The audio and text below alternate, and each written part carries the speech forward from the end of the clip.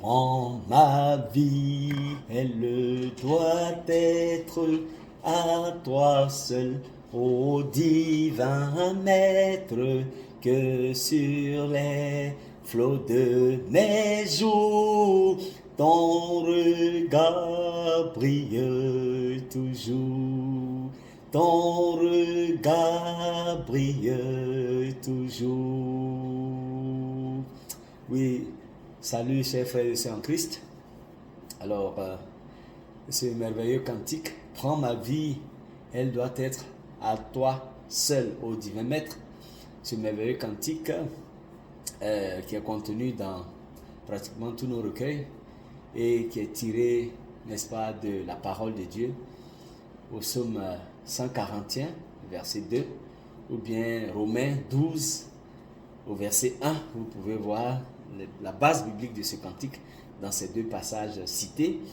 Alors, c'est un cantique de Frances Ridley Avergale.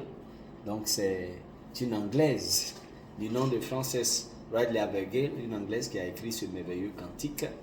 Et ce cantique a été écrit en 1874.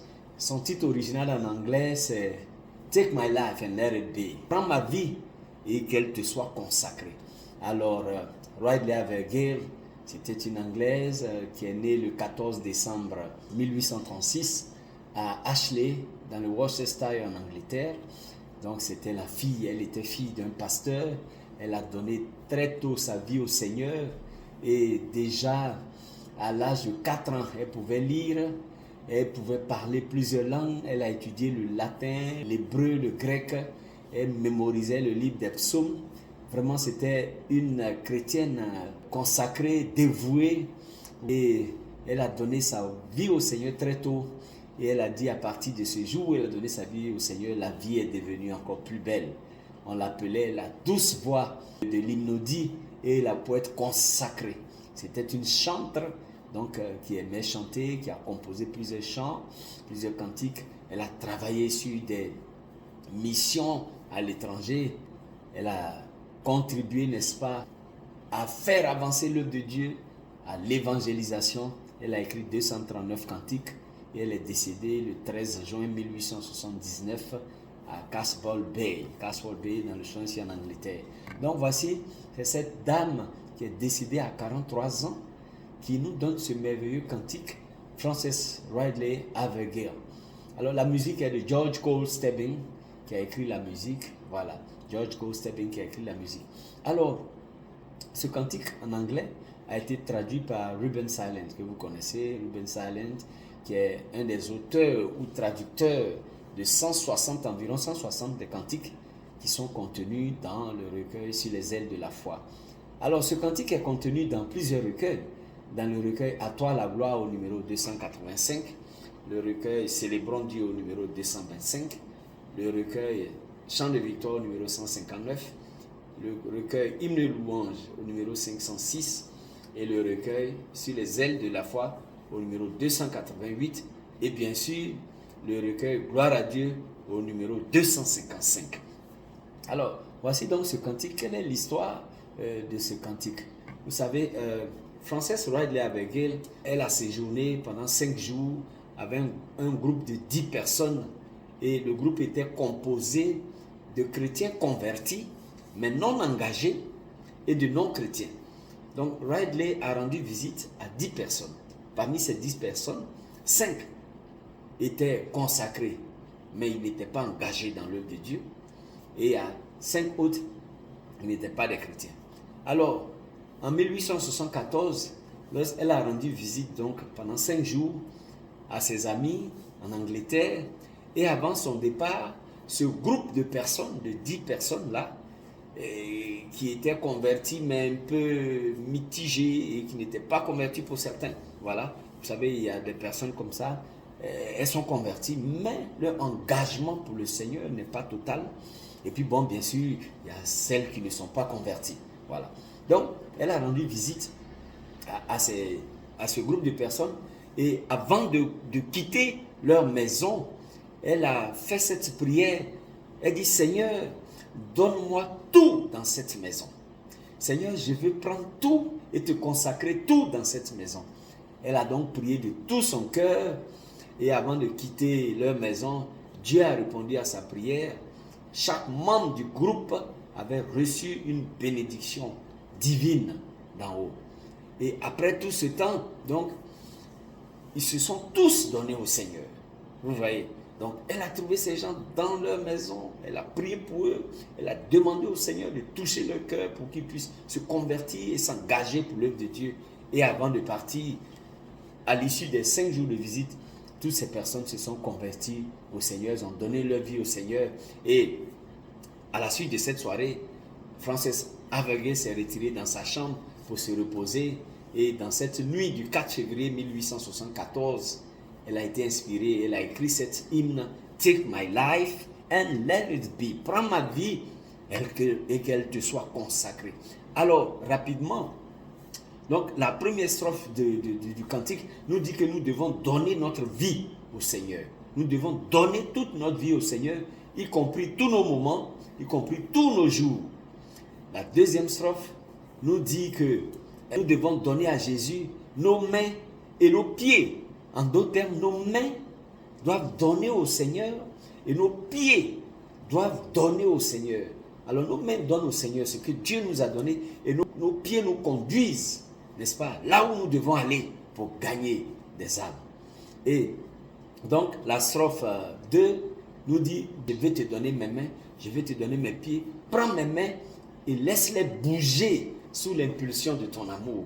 Prends mes pieds et qu'ils soient rapides et beaux pour toi. » Voilà, donc prends mes mains, Seigneur, et prends aussi mes pieds pour qu'ils soient rapides et beaux pour propager ton évangile. La troisième strophe nous dit que nous devons donner à Jésus à la fois notre voix et nos lèvres. En d'autres termes, Dieu nous fait le don de la parole et le don du chant pour que nous puissions proclamer son évangile au travers de la musique. Donc, elle dit, Seigneur, prends mes lèvres, prends ma voix et qu'elle chante toujours seulement pour toi, mon roi. Voilà. Donc, Dieu est celui qui nous a créés, qui a créé nos bouches, qui nous a donné la voix. Et donc, avec notre bouche et notre voix, nous devons le louer, nous devons le chanter, comme nous le dit Exode au chapitre 4, le verset 11. Voilà, donc nous devons utiliser nos voix pour chanter les louanges du Seigneur. Nous devons aussi nous servir de nos lèvres pour enseigner ceux qui ne sont pas gagnés à Christ, selon 1 Timothée au chapitre 2, verset 2. Voilà. Donc, la strophe 4 nous dit que nous devons donner à Jésus nos richesses et notre intelligence. Voilà. Donc, prends mon argent et mon or, je ne retiendrai pas un sou. Prends mon intellect, use de toute puissance comme tu le voudras. Et demande au Seigneur de prendre son argent, de prendre son or. Non seulement c'est bien, mais de prendre aussi son intelligence en nous assurant que Dieu a le premier droit sur nos possessions. Voici ce qu'elle nous dit. Dieu a le premier droit. En tout terme, Dieu est prioritaire, Dieu a la primauté et Dieu a la priorité dans ce que nous possédons ou nous faisons. Alors, la cinquième strophe nous dit que nous devons donner à Jésus notre volonté, y compris tout notre cœur. Voilà, donc tout notre cœur, toute notre volonté doit être donnée au Seigneur. Elle dit, prends ma volonté et fais la tienne. Elle ne sera plus à moi cette volonté-là. Prends mon cœur, il t'appartient. Ce sera ton trône royal. Donc elle appelle le Seigneur dans sa vie et elle veut que son cœur soit le trône royal du Seigneur. La sixième strophe nous dit, nous devons nous donner à Jésus nous-mêmes, voilà, par amour pour ce qu'il a fait pour nous. En d'autres termes, nous devons donner notre vie au Seigneur, par amour pour ce qu'il a fait pour nous. Elle dit, prends mon amour, mon Seigneur, je verse à tes pieds son trésor. Prends-moi et je serai toujours, alors tout entier à toi. Voilà ce merveilleux cantique. Prends ma vie, Seigneur, prends ma vie, Père, et qu'elle te soit consacrée. Donc, ce n'est pas pour rien que Frances Havergal était appelée la douce voix de l'hymnodie et la poétesse consacrée. Voici ce merveilleux cantique, donc pour récapituler.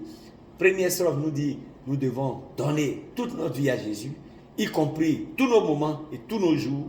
La deuxième strophe dit, nous devons donner à Jésus nos mains et nos pieds. En d'autres termes, nos mains doivent bouger pour la gloire de Dieu et nos pieds doivent être rapides aussi et aller partout pour la gloire de Dieu. La strophe 3 nous dit, nous devons donner à Jésus à la fois nos voix et nos lèvres. En d'autres termes, Dieu nous a donné, n'est-ce pas, la parole. Il nous a donné aussi le chant pour que nous puissions proclamer son évangile. Donc proclamer sa parole au travers de la musique, au travers des cantiques. Et la strophe 4 qui nous dit que nous devons donner à Jésus nos richesses, notre intelligence. Voilà, nous devons tout mettre, n'est-ce pas, à la disposition du Seigneur, qu'il use de nos biens, qu'il use de nos talents, qu'il use de notre intelligence. Tout lui appartient. Nous n'avons rien en nous-mêmes. Et la 5e strophe qui dit, nous devons donner à Jésus notre volonté, y compris tout notre cœur. C'est cela qui est important, notre volonté.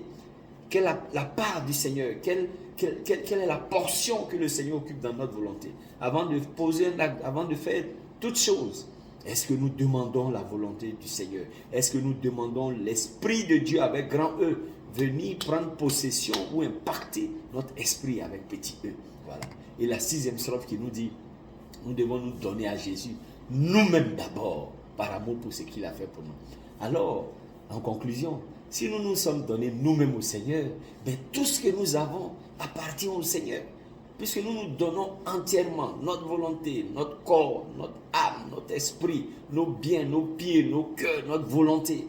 Si nous nous donnons nous-mêmes au Seigneur, alors il n'y a point de doute que tout appartiendra au Seigneur.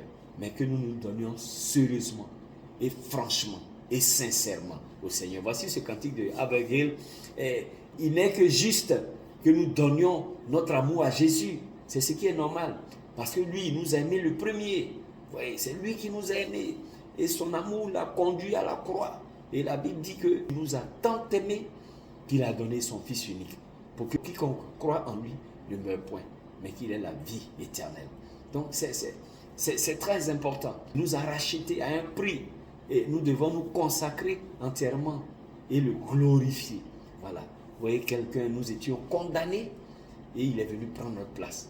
Donc nous devons tout lui donner. Nous devons lui donner la primauté, nous devons lui donner la priorité et nous devons lui donner la propriété de ce que nous sommes et de ce que nous possédons. Voilà, chers frères et sœurs en Christ, ce merveilleux cantique. Prends ma vie et qu'elle te soit consacrée.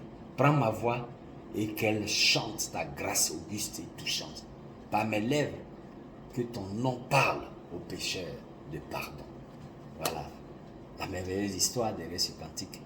Soyez bénis et que Dieu nous garde et que nous nous donnions, nous consacrions réellement, entièrement et sincèrement au Seigneur. Au nom de Jésus. Amen.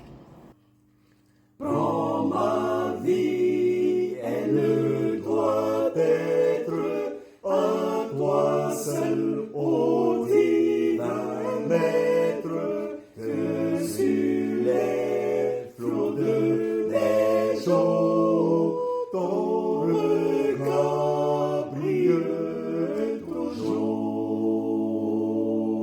Que les mains à ton service s'offrent pour le sacrifice, t'as de suivre pas à pas, mes pieds ne faiblissent pas. Prends ma voix et qu'elle chante ta grâce auguste et touchante, par mes lèvres que ton nom parle au pécheur de pardon. Que mon esprit s'illumine de ta sagesse divine. Prends mon argent, prends mon or, et toi seul sois mon trésor. Que ma volonté devienne la servante de la tienne. Viens habiter dans mon cœur, je t'appartiens. Je